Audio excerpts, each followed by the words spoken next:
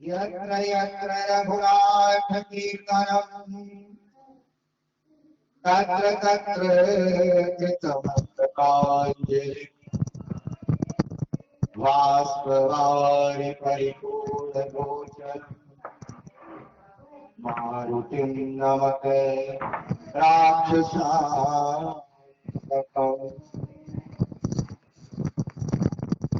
आइए हनुमान जी विराजियो तथा कहूँ मति अनुसार प्रेम सहित आसन गहो अधारियो पवन कुमार। जय जय श्री राधा रमण जय जय नवल किशोर जय गोपी चित चोर प्रभो जय जय माधव।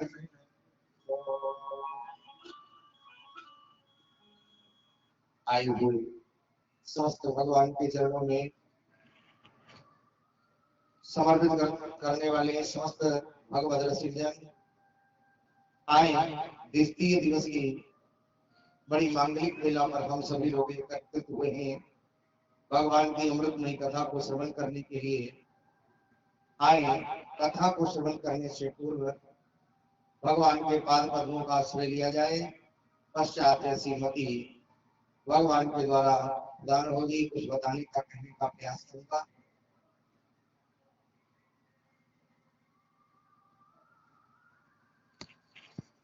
कुछ न बिगड़ेगा तुम्हारा हरि शरण आने के बाद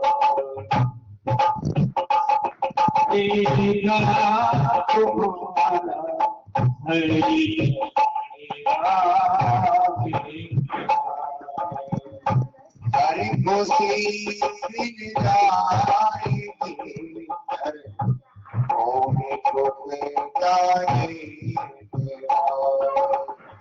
हर खुशी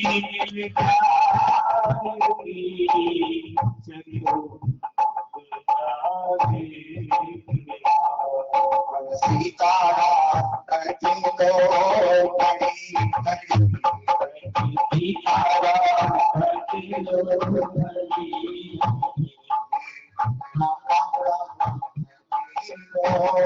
हरि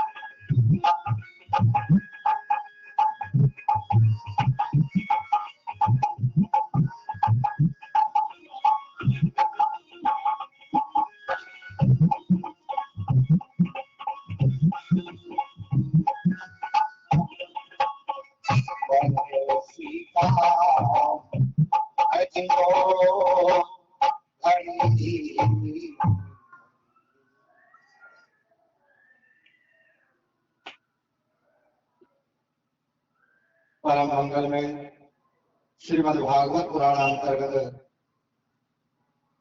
भगवान की अमृतमय कथा में अभी आप सुन रहे थे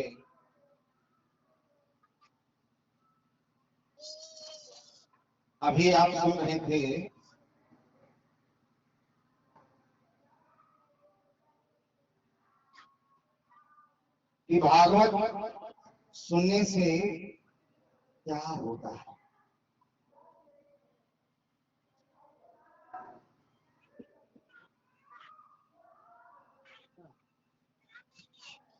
इधर बैठ जाओ अतुल बाबू, एक माइक दो।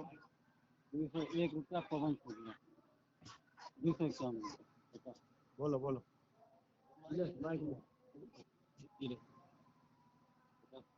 हाँ बता दे रहे।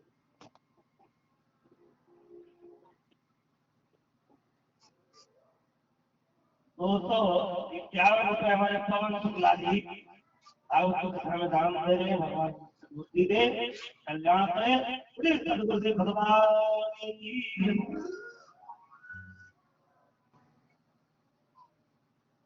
कल एक प्रश्न हुआ था, भैया प्रभु दयाल जी यहाँ पे आ जाओ, सामने आओ। अजय बच्चन को देख अलग अलग कर दो। प्रसाद आज पंचायत इलेक्ट्रिक से खेल लिया।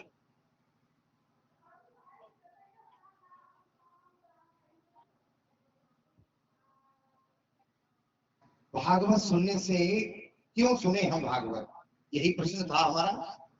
हा? भक्ति ज्ञान वैराग्य भागवत की कथा को सुनकर के पुष्ट होते हैं।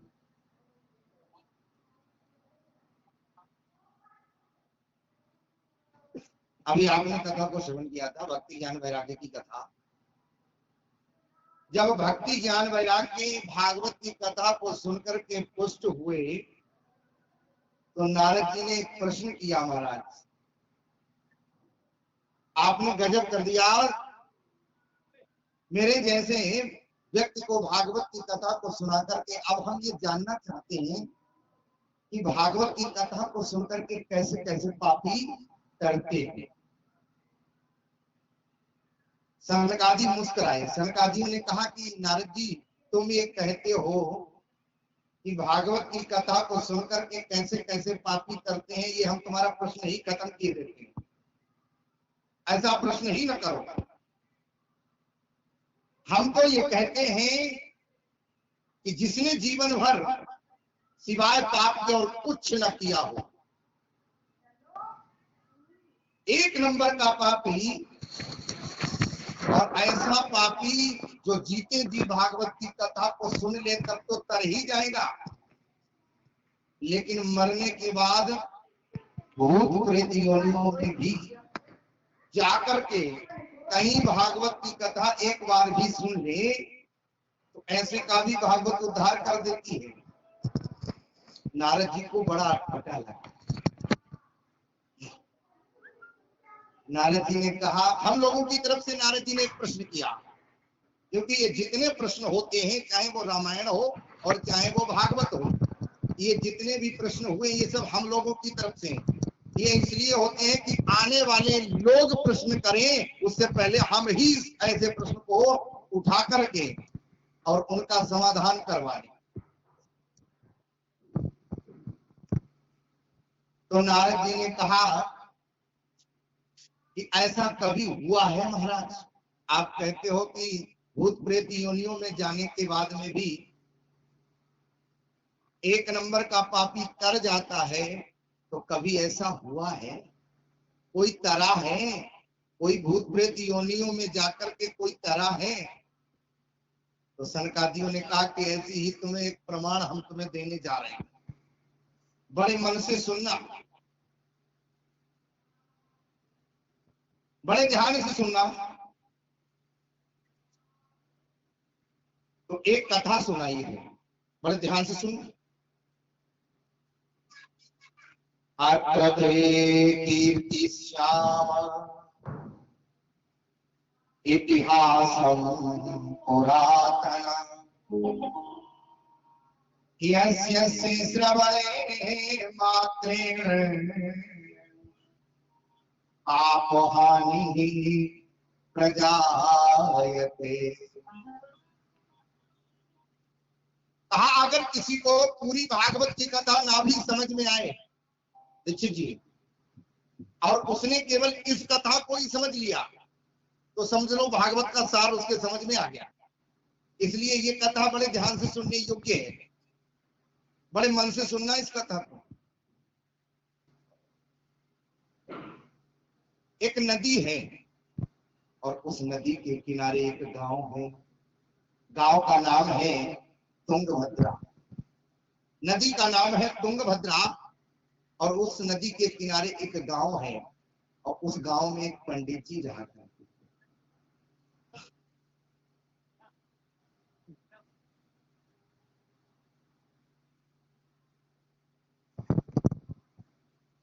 पंडित जी का नाम है आत्मदेव शर्मा। अब पंडित जी बेचारे बहुत भोले भाले, बड़े सीधे साधे, भगवान का दिया हुआ सब कुछ है। लेकिन एक बात और बताएं आपको, जीवन में सब कुछ मिल जाए और अगर पत्नी अगर कर्कशा मिल गई तो सब बेकार हो जाता है मामला है।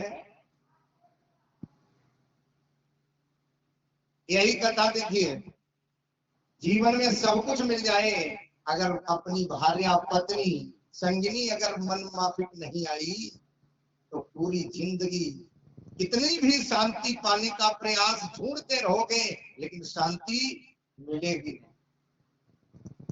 पंडित जी बेचारे बहुत शांति पूर्ण अपना जीवन व्यतीत कर रहे हैं।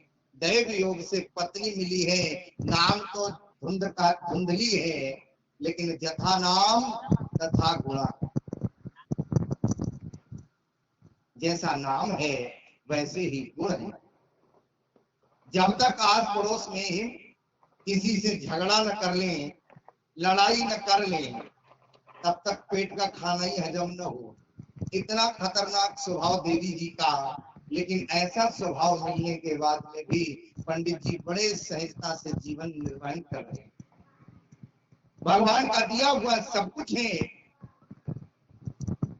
कमी कहां पर है? कमी केवल एक। खाने वाले तो बहुत हैं, लेकिन घर में खाने को बहुत है लेकिन कोई खाने वाला नहीं है। आंगन में कोई बालक खेलने वाला नहीं। पंडित जी के मन में दिन रात एक ही बात चलती है कि मैं ये दिन रात हमको ईश्वर ने दिया है, उसको वर्तने वाला कोई नहीं। एक दिन पंडित जी ने मन में विचार किया कि ऐसे जीवन से तो मर जाना अच्छा। एक गली से गुजरते हुए पंडित जी महाराज जा रहे थे। एक बाबा जो थे वो अपने नाती को खिला रहे थे। दीक्षित जी, शादी विवाह वाला जो कैमरा होता है ना, वो केवल फोटो खींच करके उसका काम खत्म हो जाता है, लेकिन ये जो आंख रूपी कैमरा लगा हुआ है ना, ये बड़ी खतरनाक है। ये जिसका फोटो खींचती है उसी की इच्छा कर बैठती है।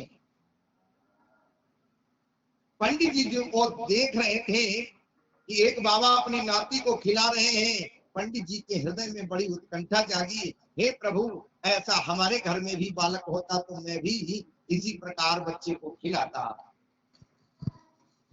घर में आए, निराश मना लेते। लेटने के बाद जब मन नहीं लगा जंगल को चल दिए।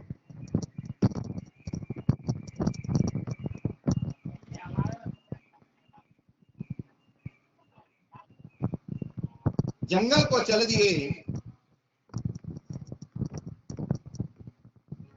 एक जगह बैठ करके रोने लगे वो ब्राह्मण देवता।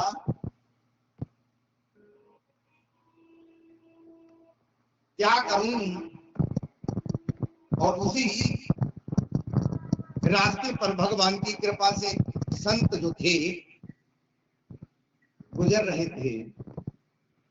उन संत ने जब उस ब्राह्मण को रोते हुए देखा, पहले तो मन में विचार किया कि शायद भगवान के लिए रो रहा होगा, तो चलो भगवत प्राप्ति में कुछ सहायता करूं।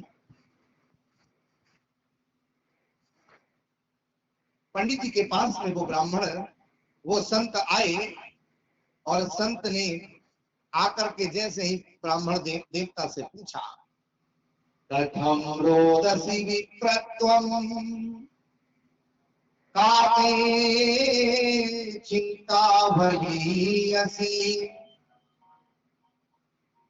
वद त्वं सत्वरं मह्यं स्वस्य दुःखस्य कारणम्। अरे ब्राह्मण क्यों रो रहा है? अब जैसे ही ब्राह्मण जब संत को देखता है तो एकदम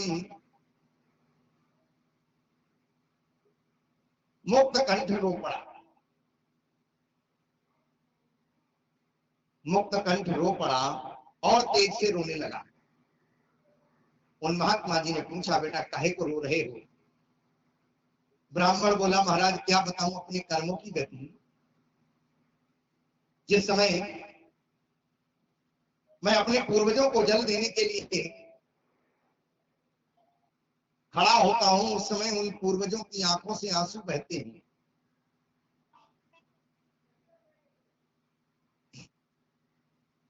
पूर्वज ही रोते हैं क्योंकि मेरे बाद उनको कोई जल देने वाला नहीं। मेरे बाद उन्हें कोई जल देने वाला। तो कहा कि भाई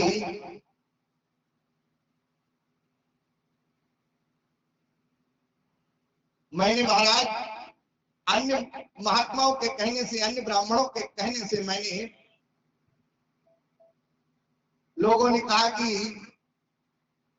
एक काम करो, अपने दरवाजे पर एक गाय बांधो। अपने दरवाजे पर एक गाय बांधो, अगर वो गाय तुम्हारे दरवाजे पर ब्याह गई, बछड़ा दे दिया, तो तुम्हारे घर में संतान जरूर होगी। मैंने महाराज गाय भी पाली, लेकिन कई वर्ष हो गए, आज तक उस गाय ने भी कोई बछड़ा नहीं दिया। लोगों के कहने से मैंने अपने दरवाजे पर फलदार वृक्ष लगाया। आज इतना समय हो गया,